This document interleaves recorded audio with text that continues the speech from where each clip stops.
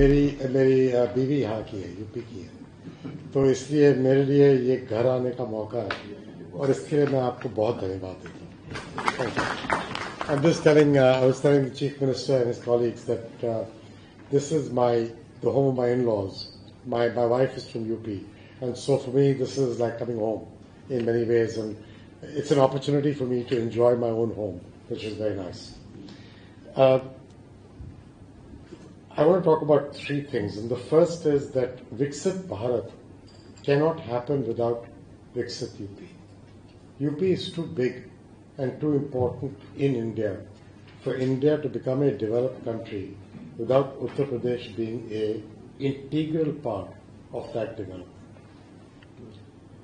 What you all have done, including the Chief Minister's leadership time, is you have transformed, as you said, the perception, but I think it starts from the determination to create the right environment.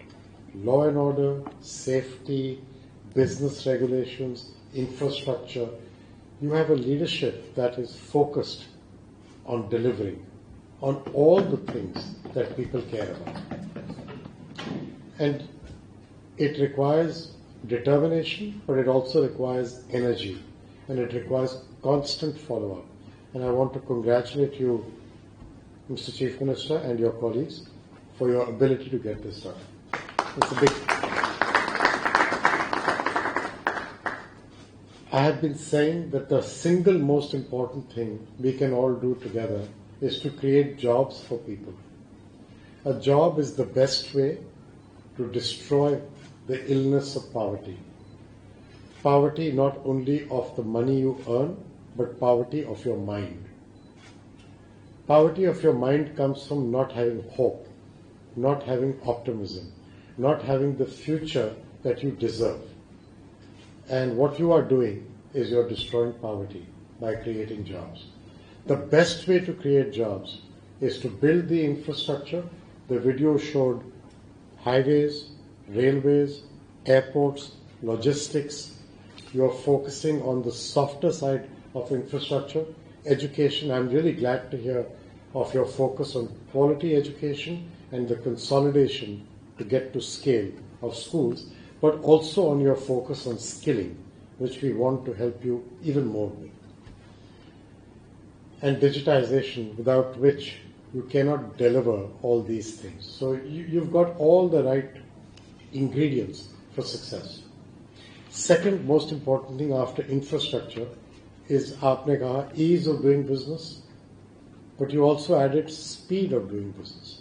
The combination of ease and speed is the fact that you are reducing regulations, you are making people feel that I can operate and invest in Uttar Pradesh because Uttar Pradesh wants my money and Uttar Pradesh wants my energy. The only way to grow jobs is through the private sector. Once you build infrastructure, once you provide regulations, allow the private sector to grow, you are doing all the right things. And we want to help you. We think there are 5 areas in which jobs will get created in the world. Uttar Pradesh is no different. First is infrastructure. Second is agriculture as a business. We know that smallholder farmers are your strength. They are your gold. Aapka sona hai. Magar, if they sell, I'm sorry, I was going back into Hindi. I'm trying to remain disciplined on English. If they sell their land when these young people are there, they sell their land. They think they are rich for 3-4 years. In 4 years, they are living in poverty in the town. That destroys the future of the city. We must encourage these people to stay in the village, to stay in the farm and have a really good life there with productive agriculture. What you are all discussing is exactly the right thing to do. And whatever we can do to help you with your private sector partners, count on us. We will be there for you. Thank you. The third is healthcare. Your leader is very focused on healthcare. I'm going to see a location after this where you are making ready-made meals for mothers. It is absolutely the right focus to have healthy mothers, healthy children. Fight stunting.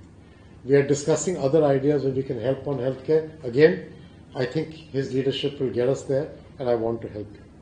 The fourth item is tourism. You mentioned tourism in the past. I continue to believe, you showed it in the video, Uttar Pradesh's opportunities on tourism, even though you have done a lot, it is still early days. Because you have got culture, history, lovely people, excellent food, shopping, and religion. All 5 aspects are in one place. It is worth saying, how can we exploit these 5 fingers of one hand to make 2 hands clap? And that to me is the opportunity of tourism in Uttar Pradesh. And the last is manufacturing, which is the point that your industries secretary was making about SME, MSME, and large businesses that you are attracting. So, Mukhyamantri ji, my point is, कि ये 5 चीजों में, in all 5 of these, your state is uniquely positioned. You have leadership, you have vision, you have focus, you have determination. AI is one tool. We are celebrating it, but the real tool is leadership. And I want to congratulate you, and I want you to know we will help as much as we can. Thank you. जो उत्तर प्रदेश के विकास से संबंधित कई महत्वपूर्ण योजनाओं के बारे में चर्चा करने के लिए और साइट विजिट करने के लिए भी वर्ल्ड बैंक के प्रेसिडेंट अपनी पूरी टीम के साथ आज प्रदेश की राजधानी लखनऊ में आए हैं। मैं सबसे पहले प्रदेश वासियों की ओर से प्रेसिडेंट वर्ल्ड बैंक का और उनकी पूरी टीम का हृदय से स्वागत करता हूं। उत्तर प्रदेश के अंदर जिस क्षेत्र में प्रारंभ से ही सर्वाधिक संभावना थी वह एग्रीकल्चर का फील्ड था, और यह देख सकते हैं कि उत्तर प्रदेश के अंदर अलग अलग क्षेत्रों में, अगर हम पश्चिमी उत्तर प्रदेश में जाते हैं तो वहां पे एग्रीकल्चर की प्रोडक्टिविटी ईस्टर्न पार्ट की तुलना में काफी अच्छी है। और इस विषमता को ही दूर करने के लिए यूपी एग्रीज के इस कार्यक्रम में हम लोगों ने वर्ल्ड बैंक की मदद ली है। इस परियोजना को स्वीकृत करने के लिए मैं वर्ल्ड बैंक के प्रेसिडेंट का और वर्ल्ड बैंक की पूरी टीम का हृदय से धन्यवाद ज्ञापित करता हूं। उत्तर प्रदेश के अंदर हम लोगों ने पर्यावरण से संबंधित एक अन्य महत्वपूर्ण कार्यक्रम में भी वर्ल्ड बैंक का सहयोग लिया है, और मुझे पूरा विश्वास है कि प्रधानमंत्री मोदी जी का जो विजन है उस विजन के अनुरूप हम इस लक्ष्य को प्राप्त करने में आगे बढ़ेंगे। आज इस अवसर पर मुझे बताते हुए प्रसन्नता की अनुभूति हो रही है कि उत्तर प्रदेश में वर्ल्ड बैंक जिस एक नए अभियान को दुनिया के कुछ उन देशों में जो विकास की प्रक्रिया में तेजी के साथ आगे बढ़ना चाहते हैं, उसमें खासतौर पर पोषण मिशन एक महत्वपूर्ण अभियान है। और मुझे प्रसन्नता है कि उत्तर प्रदेश के अंदर हम लोगों ने प्रधानमंत्री मोदी जी के मार्गदर्शन में कुछ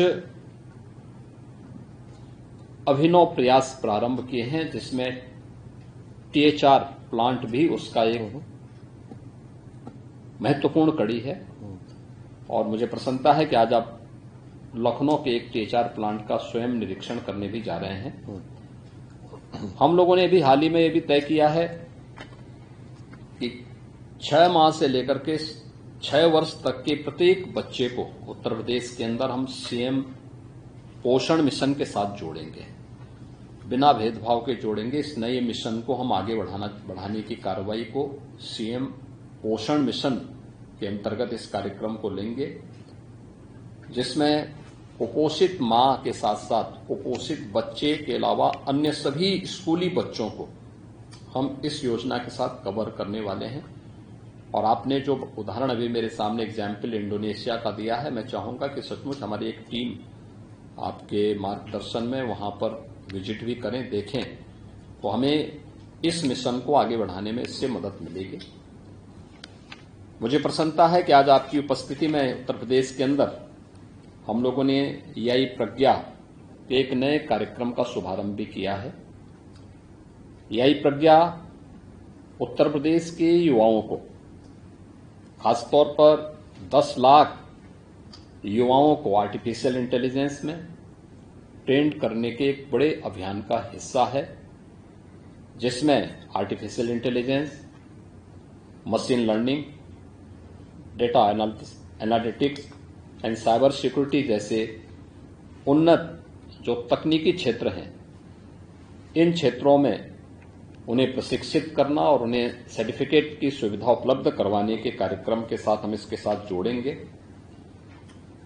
यह क्षेत्र उत्तर प्रदेश के युवाओं के लिए रोजगार की अनंत संभावनाओं को आगे बढ़ाएंगे। खासतौर पर उत्तर प्रदेश जैसे राज्य के अंदर भारत के, खासतौर पर अगर हम तकनीकी मानचित्र को एक बार अवलोकन करते हैं तो उत्तर प्रदेश के बारे में लोगों की धारणा आज से एक दशक पहले तक थी कि उत्तर प्रदेश भारत के विकास का एक बैरियर है। आज हम बैरियर नहीं बल्कि भारत के विकास में एक ग्रोथ इंजन के रूप में अपनी प्रभावी भूमिका के साथ कार्य कर रहे हैं और इस प्रकार के अभियान इसको एक नई गति प्रदान करेंगे।